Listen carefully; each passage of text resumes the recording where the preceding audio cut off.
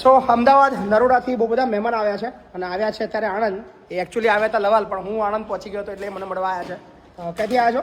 અમદાવાદથી. અમદાવાદ? નરોડાથી. નરોડાથી આવ્યા. શેના નિમિત્તે આવ્યા છો? બાબાના બર્થડે. ક્યાં છે બર્થડે? બાબો ક્યાં છે? સીવેન ઓસ્ટ્રેલિયા છે.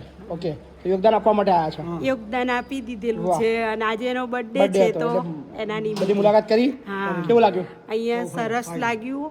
બાપુનું કામ છે બિરદાવા જેવું છે. એ જેવા તેવા માણસ નથી ભાઈ, આ કળિયુગનો અવતાર કહેવાય.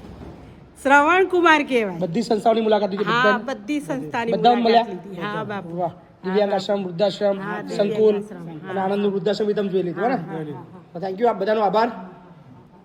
શું નામ તારું ભાઈ? હર્ષ. કયા છો? 9માં? 8માં. 8માં?